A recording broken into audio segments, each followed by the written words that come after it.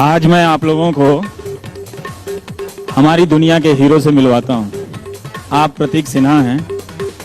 अगर आप नहीं जानते तो हिंदुस्तान के बेहतर भविष्य के लिए इनके बारे में जरूर जानिए।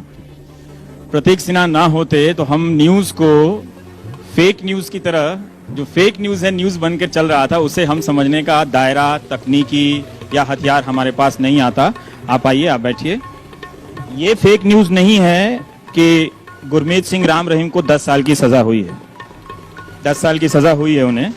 ये फेक न्यूज नहीं है। मगर फेक न्यूज बहुत सी है, जैसे आप जब भी कहीं पे वियतनाम, रूस अमेरिका, स्पेन, मोरक्को, इन सब जगहों की तस्वीरें आप मंत्रियों के ट्विटर हैंडल से देखें तो प्रतीक सिन्हा को याद कर लीजिएगा, क्योंकि तभी पता चलेगा कि दरअसल ये जो सड़क है या पुल है या हाईवे है वो हिंदुस्तान में नहीं है, ये कहीं और है।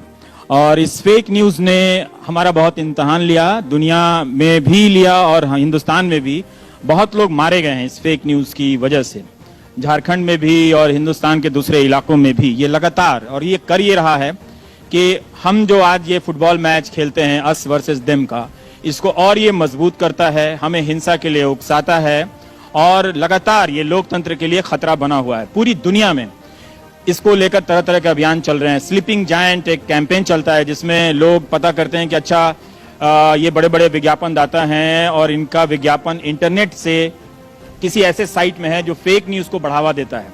तो अमेरिका में कुछ लोग हैं, प्रोफेसर हैं बड़े बड़े यूनिवर्सिटीज के, वो उस कंपनी को कांटेक्ट करते हैं कि आपका प्रोडक्ट का ब्रांड जो है वो खराब हो रहा है, एक ऐसी साइट पर जा रहा है जो फेक न्यूज को प्रमोट करता है।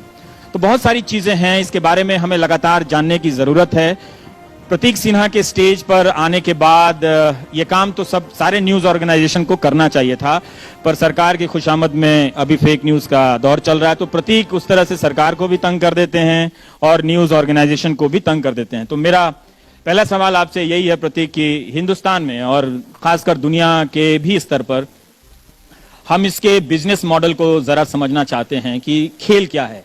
क्या ये सिर्फ एक पॉलिटिकल प्रोपेगेंडा है? क्या ये सरकार का एक टूल है फेक न्यूज का, या फिर आम लोग भी इसके फेक न्यूज को बढ़ाने के दायरे में है? जैसे कल पटना में लालू प्रसाद यादव ने एक फेक पिक्चर को ट्वीट किया। अभी तक समझ में बात नहीं आ रही है कि उनकी रैली में जब लोग आए थे तो वही वो तस्वीर डाल सकते थे। क्या उन्होंने जानबूझ के किया कि फेक न्यूज से न्यूज ज्यादा ट्रेवल करती है?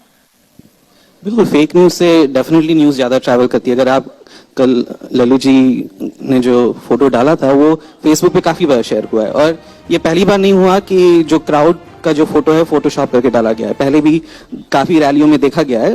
पहली बार ऐसा हुआ है कि एक बड़े लीडर ने फोटोशॉप पिक्चर अपनी खुद की क्राउड की डाली हो, बट फोटोशॉप करके वाया वेरियस मैकेनिज्म्स, व्हाट्सएप के द्वारा या फेसबुक के द्वारा काफी बार फोटोशॉप क्राउड दिखाया जाता है।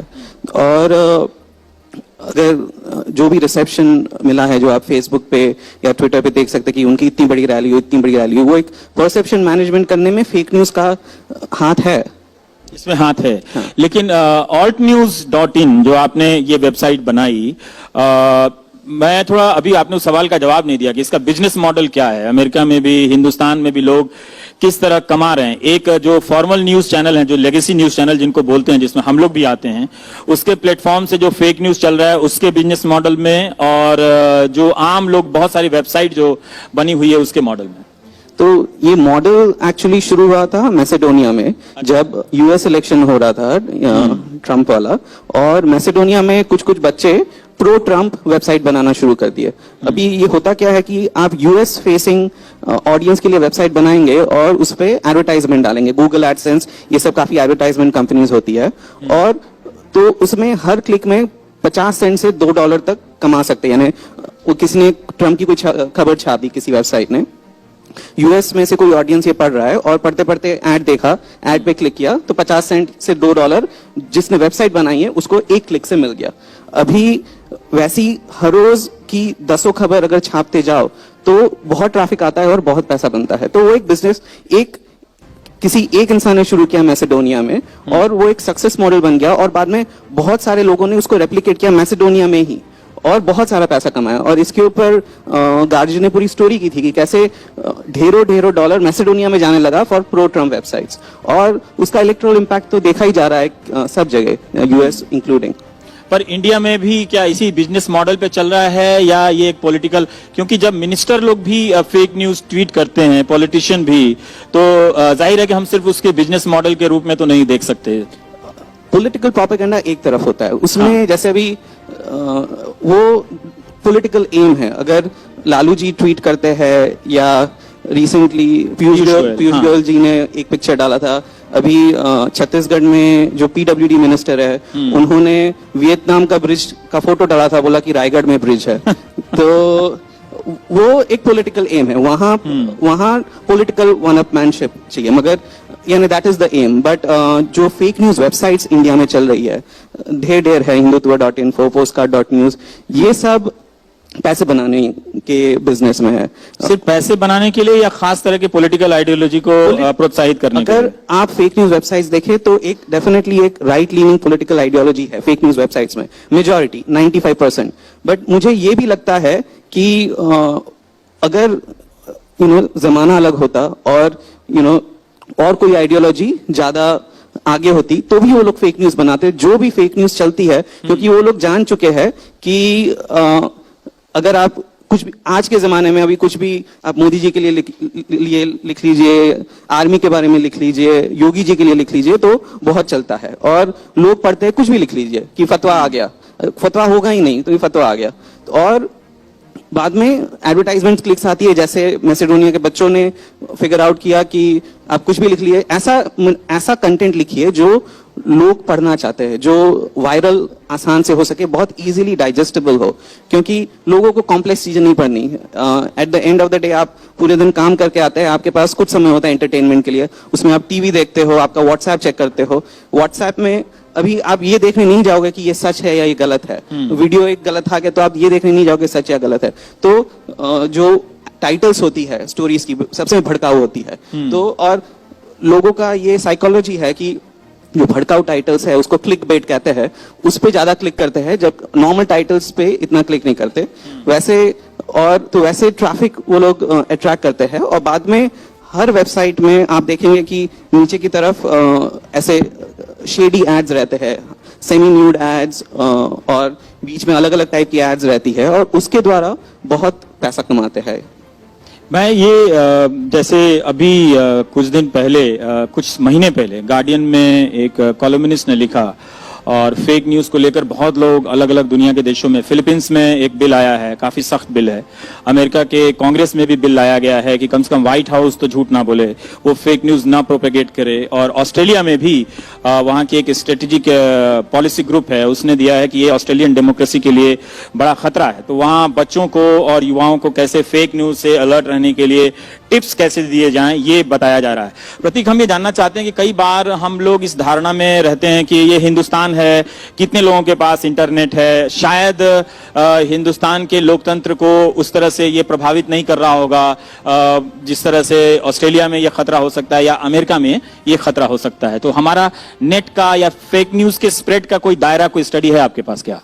काफी फिगर्स आए हैं इन द सेंस कि फेक न्यूज कितना स्प्रेड होता है वो स्टैटिस्टिक्स नहीं है, मगर आप कॉज एंड इफेक्ट देख सकते हैं। अभी जैसे जुलाई 2016 में इंडिया एज अ कंट्री हम लोग per month 200 million GBPS mobile data use कर रहे थे। अच्छा। मार्च 2017 में हम लोग अभी 1.3 billion GBPS per month mobile data use करें, यानी 6.5 टाइम्स बढ़ गया है। और एक भी डेटा है कि जो अर्बन यूजर्स है उनका इंक्रीज है 9%, वाइल रूरल इंडिया में जो मोबाइल इंटरनेट सब्सक्राइबर्स है उनका इंक्रीज है 26%। अब ये 26% बहुत अहम फिगर है, क्योंकि रूरल एरियाज में इंटरनेट लिटरेसी कम होती है। अभी झारखंड में जैसे हुआ, या बशीरहाट में जो राइट्स हुई, ये बंगाल के बशीरहाट में जो हुआ था। हाँ, तो ये दोनों रूरल पॉकेट्स है।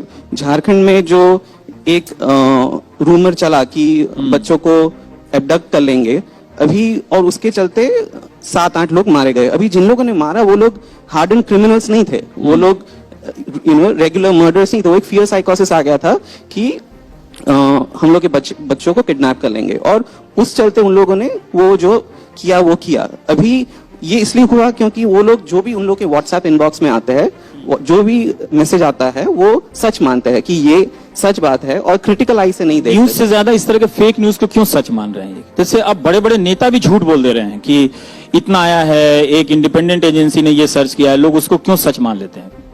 क्या उनको लेगेसी मीडिया या ट्रेडिशनल मीडिया है उस पर उनका ट्रस्ट नहीं रहा कि अखबार में देख लेते हैं, या अखबार में भी फेक न्यूज है? ट्रस्ट कम हुआ है डेफिनेटली। और आप हर व्हाट्सएप फॉरवर्ड के नीचे काफी बार लिखा होता है कि ये हुआ है, बिकाऊ मीडिया आपको नहीं बताएगी। तो वो एक प्रोपेगेंडा भी चल रहा है मेन स्ट्रीम मीडिया के अगेंस्ट कि मेन स्ट्रीम मीडिया पूरी बात नहीं बताती, ओनली पार्शियल सच बताती। बोल देंगे कि यहाँ किसी मुस्लिम ने किसी हिंदू का खून किया है, मगर मेन स्ट्रीम मीडिया आपको नहीं बताएगी, हम लोग ही बता रहे हैं। ये एक ऑल्टरनेटिव ट्रूथ क्रिएट कर रहे हैं, जो पीपल एक्सेप्ट कर रहे हैं कि mainstream media credibility low हुआ है, there is no doubt about it for variety of reasons. और उस वैक्यूम को ये जो fake news websites take over कर ले रहे हैं। अभी कल ही हमारे एक मित्र ने लालू यादव की रैली के संदर्भ में पूर्णिया से एक ब्लॉग पोस्ट किया कि लोग क्या बात कर रहे हैं। तो उस पूरे ब्लॉग में एक लाइन है कि एक वृद्ध दुकानदार कहते हैं कि जब से ये बिना बटन वाला मोबाइल आया है, टच स्क्रीन, तो जब से ये बिना बटन वाला मोबाइल आया तब से इसमें कुछ भी चल जाता है। तो लोग शायद धीरे धीरे समझ भी रहे होंगे कि इसका असर क्या है। लेकिन ये हिंदुस्तान में जैसे टिम कुक हैं जो सीईओ हैं आईफोन के और ये सब एप्पल ग्रुप के हैं, उन्होंने कहा कि ये जो फेक न्यूज है वो दिमाग की हत्या करता है और सरकारों को इसके खिलाफ अभियान चलाना चाहिए। लेकिन मालूम नहीं कि यहाँ चल रहा है कि नहीं चल रहा है। यहाँ तो सिर्फ प्रतीक ही अभियान चला रहे हैं। और भी ग्रुप हैं जैसे मीडिया विजिल है हिंदी में, और 2-3 और ग्रुप हैं जो लोग बूम है और SM होक्सलेयर भी काफी अच्छा काम तो कर रहे हैं। बहुत सारे लोग हैं, 4-5 आए हैं, पर ये उतना उनका रीच नहीं हो पाया है। लेकिन मैं ये जानना चाहता हूं कि कई जगह पढ़ने पर पता मिलता है कि क्या ये डेमोक्रेसी के लिए खतरा है? क्या ये फेक न्यूज जो है वो किसी भी लीडर के डिक्टेटर बनने के लिए, मतलब कोई लीडर अपने आप को डिक्टेटर तो कहता नहीं, बट टोटल कंट्रोल एस्टेब्लिश करने के लिए ये एक इंटरेस्टिंग या इजी टूल है? ये जो मैं मैसेडोनिया की स्टोरी बता रहा था वहां तो रिपोर्ट्स है, मेन स्ट्रीम मीडिया यूएस में रिपोर्ट्स है कि ये जो एक फेक न्यूज का दौर चला यूएस इलेक्शंस के पहले, उसका इलेक्टोरल इम्पैक्ट हुआ है। कितना हुआ है वो गेज करना मुश्किल है, बट इलेक्टोरल इम्पैक्ट डेफिनेटली हो रहा है। वैसे ही इंडिया में अभी कुछ महीने पहले मैंने एक ट्रेंड चला था, आई सपोर्ट रोहित सारदाना जो जी न्यूज का एंकर है। तो ऐसा बोला जा रहा था कि उनके अगेंस्ट कोई 5 फतवा है। शाम को रोहित सारदाना जी ट्वीट करते हैं कि ये झूठी बात है, मेरे अगेंस्ट कोई फतवा नहीं है। तो हम लोगों ने उसको ट्रैक किया। तो एक newspur.in बोल के एक वेबसाइट है जहां से ये फेक न्यूज चली थी, वो मैंने लिख दिया। 2 दिन बाद में जो बंदा चलाता है newspur.in, उसने मुझे व्हाट्सएप पे मैसेज किया कि मैंने चलाया, आपने कैसे ढूंढा हम लोग को। और बाद में हम लोगों ने नंबर्स एक्सचेंज किया और मैंने उससे फोन पे बात की। वो 12वीं कक्षा का लड़का था, रांची में रहता है, हॉस्टल में पढ़ता है, और उनके फादर रांची के पास एक विलेज में खेत में काम करते हैं। उनकी आमदनी 6,000 रुपया है महीने। बोला कि मुझे पढ़ाई करनी है और मैं जानता हूं कि अगर मैं क्लिक बेट न्यूज डालूंगा तो लोग पढ़ेंगे, और उसका महीने का 20,000 से 40,000 रुपया कमाता है। अभी ये अगर मैसिव स्केल में यूथ करे और कोई भी पता बोल दे कि ये ट्रेंड आया, वो ट्रेंड आया, और लोग मान रहे हैं, और ये एक तरफी आइडियोलॉजी का फेक न्यूज ज्यादा बढ़ गया है, तो डेफिनेटली उस आइडियोलॉजी का सपोर्ट बढ़ेगा और उससे इलेक्टोरल इम्पैक्ट बढ़ेगा। तो आप जब ऑल्ट न्यूज चलाते हैं तो फेक न्यूज वाले तो कमा रहे हैं, तो बात में पता चली आपसे, आप कमा पाते हैं कि नहीं? आपका कोई बिजनेस मॉडल है कि नहीं? अभी तो एडवर्टाइजमेंट्स नहीं है आपके पास, मॉडल नहीं है। नॉट फॉर प्रॉफिट एक कंपनी रजिस्टर कर रहा है। पर मैं ये जानना चाहता हूं कि आपने ऐसी कोई संख्या है आपके पास कि जिससे पता चले कि आपने अभी तक उसे अगर आप कैटेगरी में बता सके कि किस किस मंत्रालय की ज्यादा फेक न्यूज पकड़ी है आपने, किस किस नेता के बारे में फेक न्यूज ज्यादा पकड़ी है, और कौन नेता सबसे अच्छा है फेक न्यूज के बारे में पकड़े जाने पे माफी मांगने में? ऐसा कोई नेता है जिसके बारे में आपने पकड़ लिया हो, ओ प्रतीक सॉरी गलती हो गई यार? नहीं, हम लोग के पकड़ने से किसी ने माफी नहीं मांगी, मगर किसी ने माफी नहीं मांगी। निर्मला सीतारमण जी, हाँ। एक कोई तो AR रहमान का पोस्टर जा रहा था कि कुछ बीफ के बारे में उनका कमेंट था जो बिल्कुल फेक था। वो काफी लोगों ने ट्वीट किया था। वो S गुरुमूर्ति जो एक चार्टर्ड अकाउंटेंट है, उन्होंने डाला था, कुछ 6,000-7,000 ट्वीट हुआ था, और निर्मला जी ने भी रीट्वीट किया था। बाद में उनको बताया गया कि ये फेक है, और उन्होंने पब्लिकली अपोलोजाइज किया। उसी दिन संबित पात्रा ने, जो बीजेपी के स्पोक्स पर्सन, उन्होंने एक न्यूज डाली कुछ एनडीटीवी का, जो कोई एनडीटीवी ने कुछ रिपोर्ट किया है, जो एनडीटीवी की स्टोरी थी ही नहीं, और वो उन्होंने अपोलोजाइज नहीं किया। और संबित पात्रा जी ने काफी बार फेक न्यूज डाली है, ये तो काफी लोगों ने डॉक्यूमेंट भी किया है कि काफी बार उन्होंने फेक न्यूज डाली है। तो अलग अलग लोग इसको, अभी जैसे कल लालू प्रसाद जी, कितने लोगों ने उनको बताया कि ये फोटोशॉप पिक्चर है, अभी तक नहीं हटाई, ना अपोलोजाइज किया। एक प्रोसेस मैंने देखा, बहुत सारे लोग इंडिविजुअल जो उस तस्वीर को फेसबुक पे शेयर कर रहे थे, वहां जाकर मैंने भी लिखा कि ये तस्वीर फेक तस्वीर है, इसके बाद भी वो नहीं हटा रहे थे या वो सही सूचना नहीं दे रहे थे। तो अब लोगों की भी यही ट्रेनिंग हो गई है कि अपने पेज पे लाइक्स बटोरनी है।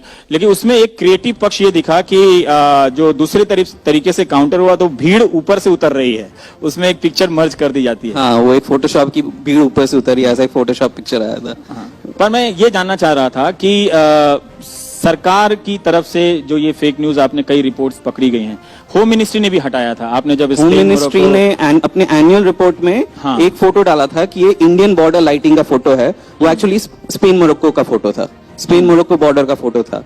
बाद में रिसेंटली पीयूष गोयल जी ने और एक फोटो डाला था, जहां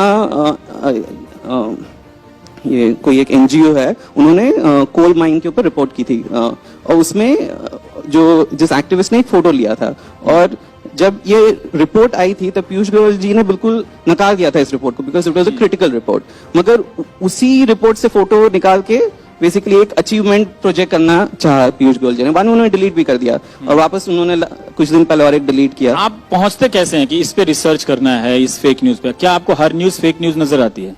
नहीं, ऐसा नहीं है। ऐसा नहीं है ना? नहीं, अच्छा, ऐसा नहीं ओके। है। मतलब आप ट्रस्ट भी करते हैं कि ये न्यूज सही होगी? नहीं, वो अगर आप चीजों को क्रिटिकल आई से देखने लगे तो पता चल जाता है कि ये फेक है, ये फेक नहीं है। और एक्चुअली ढूंढना भी बहुत आसान है। अभी जैसे एक फोटो अगर किसी ने डाल दिया, गूगल रिवर्स इमेज सर्च बोल के, गूगल आप images.google.com में जाओगे तो सर्च बार में राइट हैंड साइड में एक छोटा सा कैमरा आइकन है, उसके ऊपर आप क्लिक करेंगे तो एक अपलोड इमेज का ऑप्शन आता है, उस पे जाइए और कोई भी इमेज अपलोड कर दीजिए, तो आपको दिखाएगा कि ये कहां कहां अपलोड हुआ।